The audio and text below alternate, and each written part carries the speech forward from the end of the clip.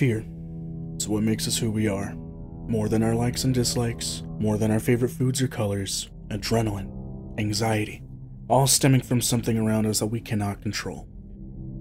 You wouldn't expect it from a game about robot body parts and adult toy blunt weapons, but boy howdy do we get it. Listen, Cyberpunk 2077 is an incredible game, one of the most immersive I've played. I think that immersion and story is what allowed it to crawl out of the supermassive black hole that was its launch. We see a story of someone coming to terms with their end and fighting it with every chance they get. Throughout all the quests and side quests, all of the exploration, there are a handful of missions that V goes on that truly just take an already grimy and dark atmosphere and make it darker. So today, my lovely viewers, we will be going back to the channel basics and covering a handful of missions from Cyberpunk 2077 that are just some of the most gruesome, most uncomfortable, most terrifying experiences you can have in Night City. From freaky-ass robots to demonic rituals, these missions feel weirdly on brand for the awful streets that Night City has curated. I want it to be said that some of these may not be disturbing to you, but they either disturbed me or some folks I talked to get ideas for the video. It is also not in any particular order, no ranking, just an overall view of these missions. Everything is subjective. Don't attack people for what they fear or don't fear. I hope you have your back to the wall and your closet doors closed, because the denizens of the night may just be lurking in the dark corners of your home, watching, waiting, ready to strike.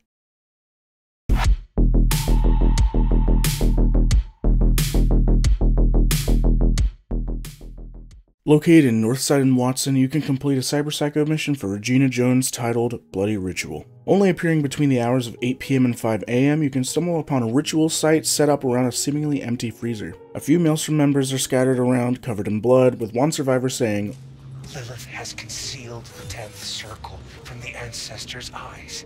A phrase that is spoken by a different cult member during the side mission, The Prophet's Song. Looking around the area, you can find a few different shards that add to the scene and give us some clues into what caused the bloodbath. The first one, found on the Cyber Psycho after beating her, titled The Hard Reset Approacheth, says, "The boys have prepared everything and found me a lamb. Blood will course through the fiber optics, swirling and blending with the digital, opening the gates of the abyss. Death within arm's reach, the metallic taste of his scythe on my tongue, I will tug at the tangled cables of fate. A hard reset, a blue screen, a brain reformatted. I'm ready. Luck be with me." Following that, after decrypting a shard titled It's Time, it says everything's ready. The circle is drawn, the lamb awaits the slaughter. Come as soon as you can, we can't wait anymore, my silicone craves blood. Cables are crackling, links are sparking, modems are groaning so loud I can't think.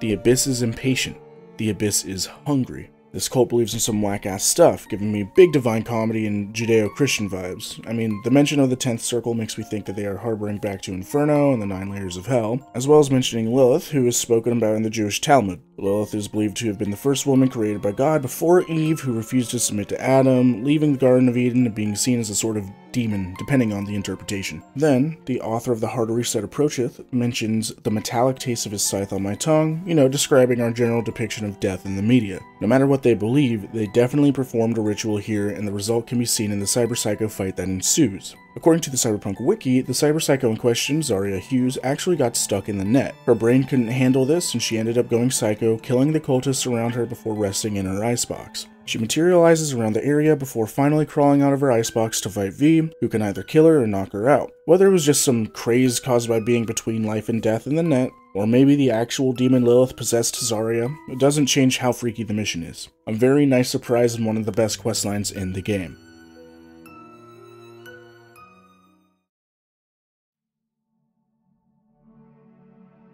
So here I'll add the apparently necessary warning that there are of course spoilers in this video. My last Cyberpunk video, released over a year after Phantom Liberty dropped, had spoilers and there were a bunch of people upset about that. Anyways, of all the questlines in these games, the questline following Evelyn Parker has always hit me a little harder than the rest. You follow the story of how Evelyn was abused, mistreated, and then abused some more, all culminating in her eventual end by her own hand. It's a truly sad questline with an even sadder ending, and the last mission before she takes her life is a seriously dark mission. Alongside Judy, you two begin tracking Evelyn as she has disappeared, following a trail that eventually leads to Jig Jig Street. You meet with an XBD dealer who gives you a lead for tracking her down. Once you procure one of these XBDs, you watch the first of many disturbing situations in this quest, seeing a man tortured by scavs as he is forcibly held down onto a table, eventually letting out a scream so jarring I have genuinely heard it in nightmares before.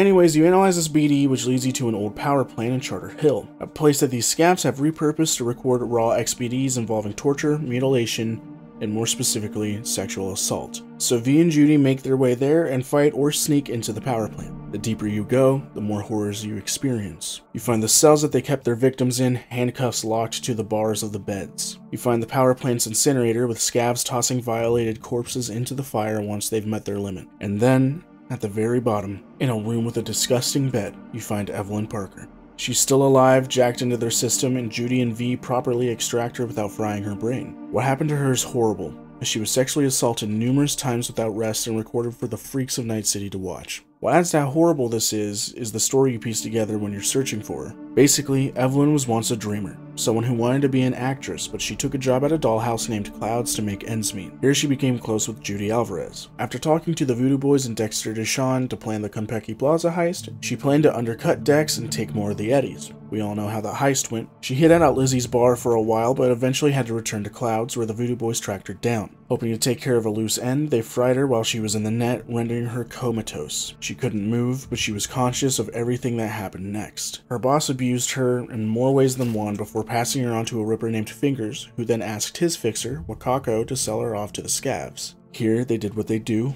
using her to make XBDs and assaulting her numerous times. Again, conscious, but immobile. The whole questline is horrific because of how dark it is, and if you take away all the future tech, it's also a questline that could happen in our world right now, a trend we'll see a few more times throughout this video.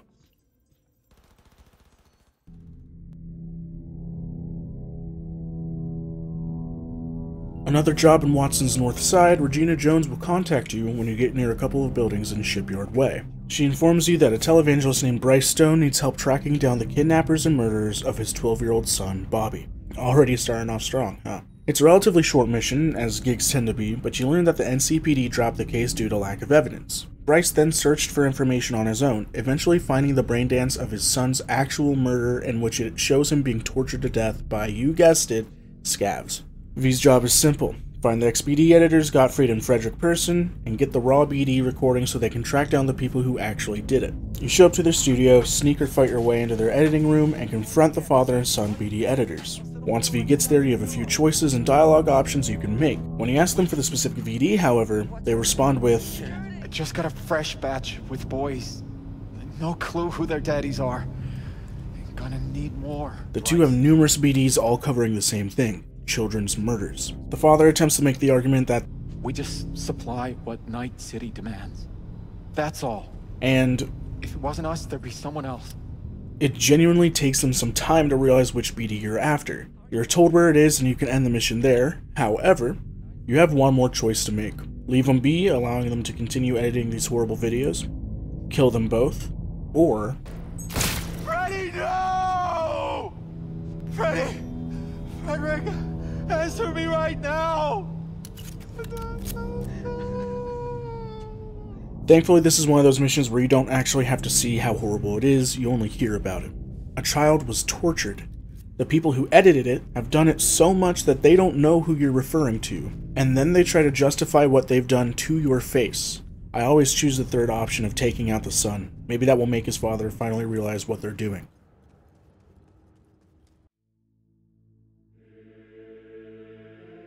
We can't talk about disturbing missions without bringing up Cyberpunk's most controversial questline. I love games, living through stories no matter how dark or graphic they get. Oftentimes I can feel something from it, but no mission in any game has given me as much of a feeling as Sinnerman. Starts with Wakako Okada giving you a gig in Arroyo to help a guy named Bill Jablonski. His wife was murdered by a feller named Joshua Stevenson, a notorious murderer in Night City. You meet him in his car, and then he tells you to tail an NCPD vehicle that's escorting Stevenson through the district. Eventually, the transport stops and you're given a few different choices that can completely change the quest, a trend you'll see throughout this. You can kill the guy and take Wakako's money like the merc you are, the option I usually take.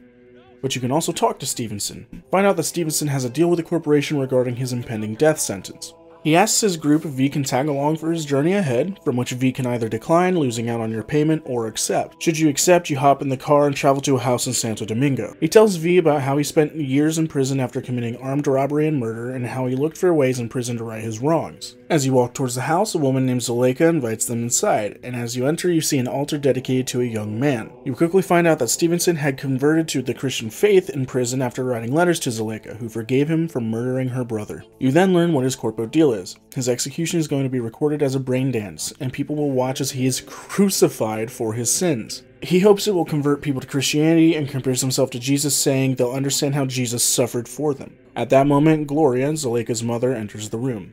Stevenson hopes to ask for forgiveness, to which she, very obviously, declines and demands they leave. The group then goes to a local restaurant for a meal, which is where another choice is given to V. Rachel, Stevenson's director, doesn't like V's questioning of Stevenson, and offers a bribe of double what he is initially offered. You can accept and double your pay, or you can refuse and continue on. You talk to them for a little bit before Rachel storms off and they follow, ending the quest. Sometime after, V will get a call from Rachel requesting their presence at the recording studio. When you get there, you pass by a group of protesters that don't want the Passion of Joshua to occur. You go inside, sit down with Joshua, and he tells V that he is having second thoughts, asking for your opinion. You then get to choose even more options, such as letting Joshua pray about it, praying for him, making him pray silently on his own, before Joshua asks V if they will be the one to crucify him. More choices: you can decline and leave, you can decline but stay and watch, or you can agree to be the one who nails him in. From there, you can go through with it, or you can make even more decisions on when you stop, allowing someone else to take your place. Rachel will then pay you according to how you support Joshua in his situation. But as for the disturbing part about Sinnerman, this has caused a lot of conversation in the community. The general consensus was that it wasn't great, but I've also seen a lot of people saying the opposite. It does seem a little sacrilegious, which can be a selling point or a stopping point for a lot of people. As a person of faith, I personally get a little bit of a bad taste in my mouth from it, but I also see it as an incredible narrative. You see this man who's done awful things, but by the end of it, I at least was completely convinced that he was truly regretful, and trying to find any way to right his wrongs in the end. I mean, the dude literally chose to be crucified. As I was looking around the internet just trying to find a sort of consensus for this questline, I found this really cool Reddit comment by Reddit user Sunshine in Detroit, which said, "Sinnerman as a quest is slow and has a few twists. The follow-up quest as a Catholic is very interesting and hits much harder than any Passion play I've had to watch as a kid. It's not often a video game really makes you crucify someone and puts you in the position of a Roman centurion. Just like then, we're just getting paid to crucify a devout person." I thought this perspective was cool as hell. Like, yeah, this dude is really doing this to take the role of Jesus, not to save everyone's souls, but in a way to heal his own from the bad he's done. In the New Testament, during the crucifixion of Jesus, there was a Roman centurion who, when Jesus died, cried out, "Surely this man was the Son of God." If Joshua was Jesus in this scenario, the game found a way to give V, or more the player, one last choice. You can decide it was wrong, it was distasteful, it was full-on sin. Many do, I know I have, but your choice as a player can also be to take the role of the centurion. Not exclaiming that Joshua was the Son of God, but maybe, just maybe, he was truly repentant of the wrong he committed. Nevertheless, this questline disturbed many people and ruffled many feathers, but I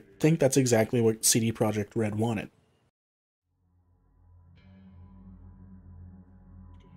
Sometime after taking down the King Tal AV in the Badlands, V will get a phone call from a very paranoid-sounding woman. This woman is Elizabeth Perales, the wife of mayoral candidate Jefferson Perales. They meet privately and ask V to investigate the death of previous Mayor Lucius Ryan, who they believe was murdered. You go through this quest with River and uncover a conspiracy of how someone in or connected to the NCPD ordered his death, and a few detectives were in on it, yada yada yada. This gives the Peraleses the confidence they need to have V look into a more personal matter. They invite them to their apartment, where they are informed that the Peraleses experienced a break-in several nights prior. Jefferson recalls shooting at the intruder but lost consciousness shortly after. However, the private security denies it ever happened. Jefferson leaves and Elizabeth stays to let V search for clues. You look around a bit, get clued in on some odd behavior that's been coming from them both. Elizabeth says her husband doesn't smoke, but he's been smoking recently.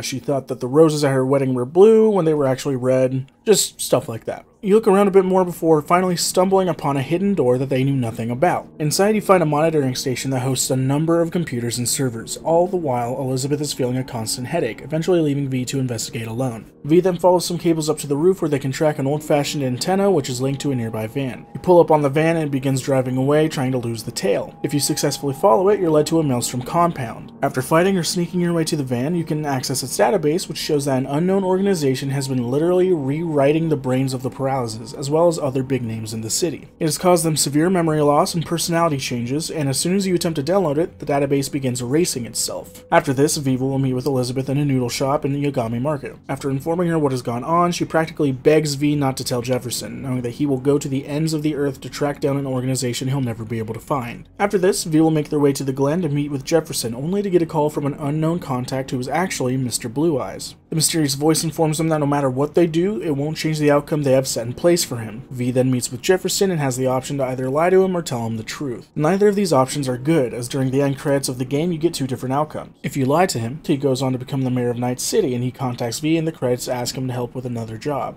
His life seems good, but he goes on to be controlled by the organization. If you tell him the truth, his marriage falls apart and becomes a paranoid mess, claiming that Elizabeth is in on the whole thing. During the entire discussion, you can witness Mr. Blue Eyes watching them talk from a nearby balcony. Mr. Blue Eyes can be seen in multiple other parts of the game, such as Somi's ending in Phantom Liberty, and being the one to hire V to heist the Crystal Palace and the Fear the Reaper ending of the game. He's deserving of his own video for the implications and theories surrounding him, but that's content for another day. What is to be discussed is just how truly terrifying this mission is. Two high society people being basically mind-controlled by an unknown entity, an entire operation going on in their home, multiple people stalking in their walls that they know nothing about. No true happy ending for either of the quest givers, and the only one who knows that truth is V, someone destined to die anyways.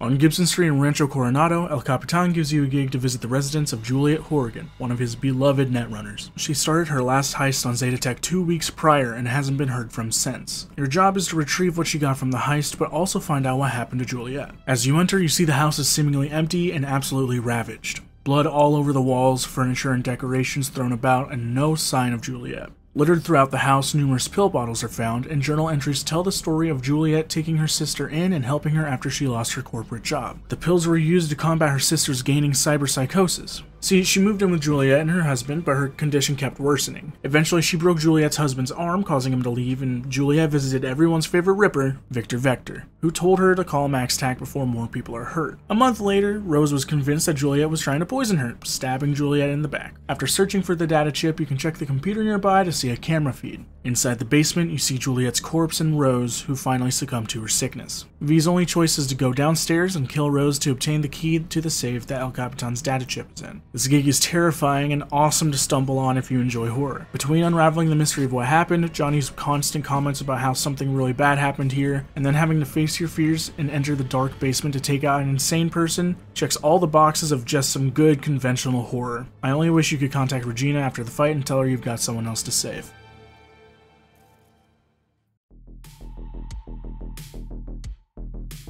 Okay, this might be my biggest hear me out on this channel. Burning Desire is it's a funny quest. It's not horror. It's about a dude who got a dick implant and started malfunctioning. You drive him to a doctor, hear him screaming in pain about his flaming dick. Multiple funny things happen to slow down your trip to the doctor, like a group of school children running across the street, and then you finally get him out of the car and he waddles to the doc. In your phone, his contact name is Flaming Crotchman. If you don't get there in time, the dude literally explodes. Listen, fellas, you'll understand this. Is it scary? No. Uncomfortable to think about your junk being on fire and potentially exploding? Absolutely. Like, come on. Truthfully, this was a joke I thought of while writing the video, and then I kind of cringed at the idea of it happening to me, so I justified it. Also, it's a nice palate cleanser from the past couple of entries and the final two that are genuinely just seriously unsettling.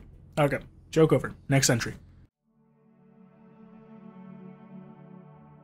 The award for the most unexpected shift from action to horror goes to Somewhat Damaged from the end of the Phantom Liberty campaign. Following the attack on MaxTac orchestrated by V and Solomon Reed, Song So-mi escapes to the abandoned Militech Sinusure facility. So-mi, actively cyberpsycho due to her exposure to the Blackwall AI, cuts off all communications with V, prompting them to follow the traces of Blackwall left behind in her rampage deeper and deeper into the facility. As you make it into the bunker proper, you get your first little taste of horror. Memories of So-mi's that begin to materialize out of nowhere. They tell her story of joining the FIA and later turning to Kurt Hansen, but they come across almost as ghosts. You eventually catch up to her before she closes you off from the main facility operations, causing you to find a way to open the door she shut. You have to shut down the 2 lockdown protocols, so you go in and disconnect the first one. No biggie, done stuff like this a million times before. However, as you approach the second protocol, you hear movement above you, and as you disconnect it, well, I'll just let the clip play.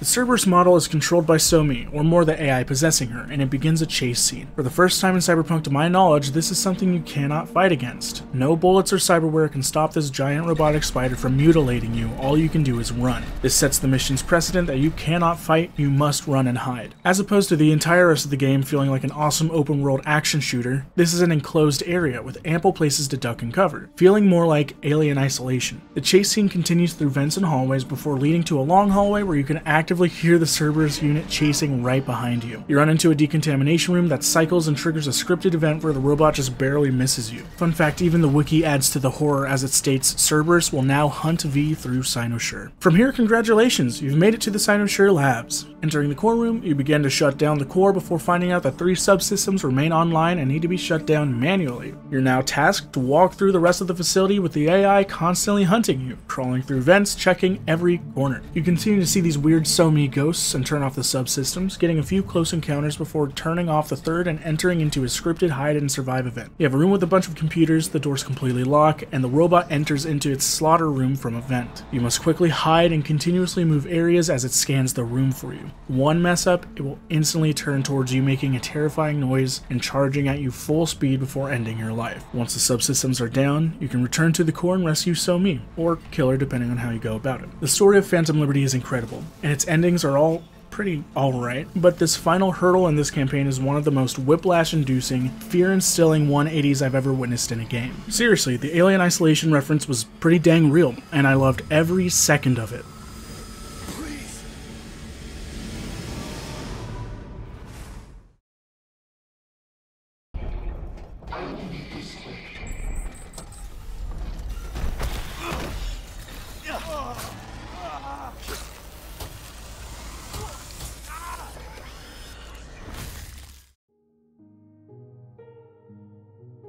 Look, we all knew it would be on here.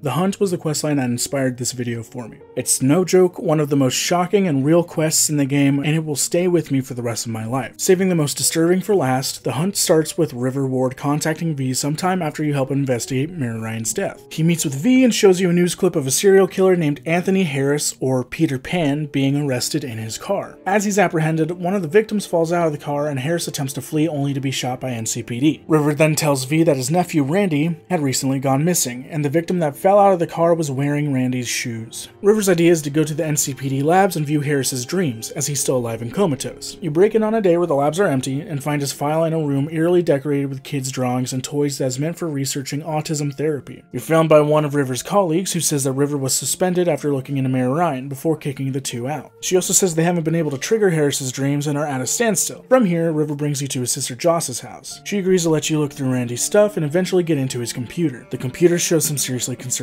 stuff, and hits a little hard once you realize that stuff like this happens all the time in the real world. Basically, they find a number of messages between Randy and his girlfriend Natalie, but more concerningly, he's been in contact with a user named Anthony34. We don't have time to go through each message individually, but Anthony Harris very clearly groomed Randy, with River saying this guy baited Randy like a pro. Harris used many manipulation tactics that are seen in real groomers today, using demeaning words towards himself to garner sympathy from Randy, relating to him on his problems with his depression and his mom, garnering more sympathy by talking about a quote rare muscle disease that his best friend had died to, giving Harris the motivation he has to help young boys through problems, and even admitting to finding Randy's actual home address to send him a video game that he wanted. The last emails tell of Randy wanting to meet up in person, and that's the last Natalie or any of his family had heard from him. Searching more, you find Harris's website, and hidden in the website is a link to a different one called Tony's Shelter. A deleted file on the website is still downloaded on Randy's computer, which is an old cartoon depicting a cattle farmer in the style of those old 50s cartoons from Disney. The two send the file to the NCPD labs, and they use the music playing in the video to make Anthony Harris start dreaming. They watch his dream BDs and witness some even more disturbing stuff related to Anthony's childhood. You see a memory of Anthony being yelled at by a teacher for killing his classmate's turtle through a chemical injection, before getting angry and talking back to the teacher, where you learn his dad's cow farm failed and he took his own life. The next dream takes place on his father's farm, showing his dad getting mad at him for messing up a chemical balance that was supposed to be given to the cows. His father screams at him, beats him, and then demands he turns off the cartoons that he left on. Same cartoon seen on Randy's computer. The third dream also takes place in the barn, but now Anthony is an adult. The cows in the pens are replaced with children in masks, and Anthony begins walking towards one of his victims who managed to escape his pen. The victim is using all of his strength to escape the barn, dragging his body along the ground as his legs are not working. Before Anthony catches up to him, drags him back inside, cups his face, saying, "Come here, you rascal, you'll hurt yourself. Tony'll take good care of you. Easy now." Using some deduction, V is able to discover the location of his father's old farm through the BD, and the two rush over. The farm is covered in mines and turrets, and after shutting them down, you can find in a hidden room a cattle prod. A cattle prod named Tinkerbell. The two rush to the barn, break in, and find Randy and a few other victims still hooked up to the chemical machines. If you do it fast enough, you can save Randy and the other victims, but there are multiple choices you can make throughout the quest where Randy does not survive. If this happens, River Ward is no longer romanceable, which is kind of an incentive to take your time if you ask me, but that's besides the point. That morning, Trauma Team and the NCPD are at the barn escorting the victims out of the area, and the horror part of the questline ends. This quest and Disaster Piece are the two most disturbing quests in this game for me personally, as they both have just this seriously concerning level of possibility to them. Specifically regarding the hunt, what scares me is all the context clues. Hearing about how his father beat him and blamed him for his mother's death before killing himself, finding Tinkerbell and realizing why Anthony Harris still has a cattle prod, all things that do just as much storytelling as the quest itself. And that's the video. Thank you all so much for watching. I had fun reliving most of these quests. CDPR has an incredible team of writers, and they have truly honed their craft, and that is on full display in each of these quests. If you enjoyed, please consider liking, commenting, and subscribing. Remember to tell your mom you love her, or I will. 6 is out.